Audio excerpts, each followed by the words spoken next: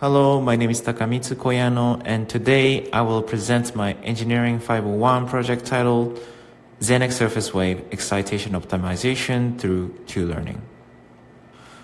Surface waves such as Zenek wave are important in wireless communications and sensing. However, practical excitation is difficult due to the non-ideal source and environment. Surface wave such as Zenek wave are important in wireless communications and sensing. However, practical excitation is difficult due to non-ideal source in the environment. The Zenek wave itself is one of the earliest and most in debate content. The reason being that the person who invented himself, Jonathan Zenek, has made a crucial error while he's working on this wave mathematically, which made quite a bit of skepticism among people. The discussion of either that wave exists or not has been a topic of debate since 1800 until 2019, when a group of researchers actually found and experimentally proved its existence. The goal of this project is to use reinforcement learning, especially Q-learning, to discover optimal excitation conditions for surface wave without relying on the prior analytical formulas and prior analytical simulation itself. So without actually simulating or analyzing the field through Maxwell's equation, we might be able to find its optimum excitation method through its modeling and Q-learning. Zenek surface wave travels along the interface between two different medium. It's an electromagnetic wave that decays exponentially away from the surface, practically travels along the surface. This wave can be excited from external wave or electromagnetic wave that is traveling along the Brewster angle that is normal to the surface of interest. The Brewster angle allows maximum coupling for a transverse magnetic wave into the surface wave, making it the theoretically ideal excitation angle. This angle is often expressed, and I expressed this thing in our slide as theta b, as well as on my paper, which can be determined by arctangent of square root of epsilon r.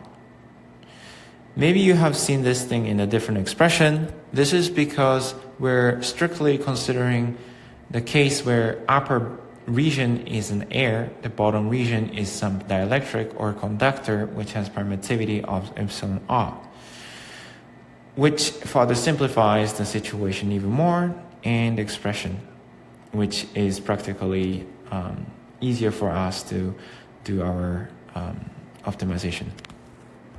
While analytical models assumes perfect plane waves and ideal materials, where I meant perfect plane waves for incident waves. Reinforcement learning can adapt and optimize under noisy and unknown conditions, which in fact is very useful because most of the papers and analytical work has been done only on the very easy conditions such as dipole or monopole.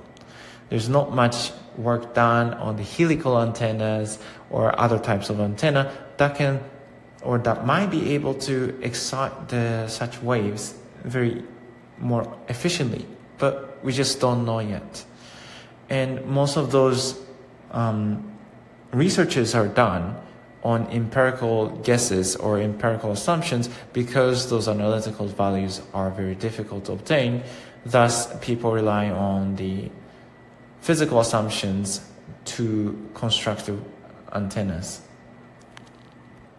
Our environment consists of an air dielectric interface. The agent's action involves selecting different incident angles to maximize the surface coupling. The reward is calculated as a product of the coupling efficiency, modeled by the Gaussian centered at the Brewster angle, and the field strength at the surface. The coupling efficiency is added or multiplied to mimic the idea that at the maximum reward you'll get at when the angle that you're estimated with is at the Brewster angle. So we will have a Gaussian that is peak that is corresponding to the angle of Brewster. And in order to make this Gaussian, we'll have another parameter which is sigma, which shows how sensitive the Brewster angles are. Very important concept this is, because there is a 2019 paper that describes that the actual practical application, the Brewster angle is not particularly a singularity, and it actually have a quite large bandwidth. And this coupling efficiency factor actually mimics those very important factors that cannot have been done analytically. We use Q-learning agent that balances exploration and exploitation through an epsilon greedy strategy, updating the Q table with each reward received, where those rewards are described previously. The agent interacts with the environment, selects an action, receives a reward, updates its Q value, and gradually shifts from exploration to exploitation. The reward versus episode plot shows the agent quickly learns to maximize the surface coupling by selecting better incident angle over time. We introduce random angular deviation to simulate realistic excitation imperfection. Despite this, the agent still successfully identified the optimal range.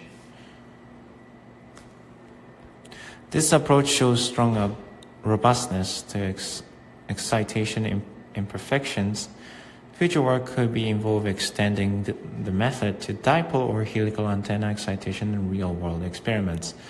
And I want to involve more parameters, not just the angles, such as how much height do we need for dipoles, how much helical antenna have to be raised, or should we pull it actually downwards, or how tall what's the size of the antenna we want, and things like that. Reinforcement learning can effectively discover optimal excitation condition for surface wave, even without relying on the traditional analytical solutions. Thank you.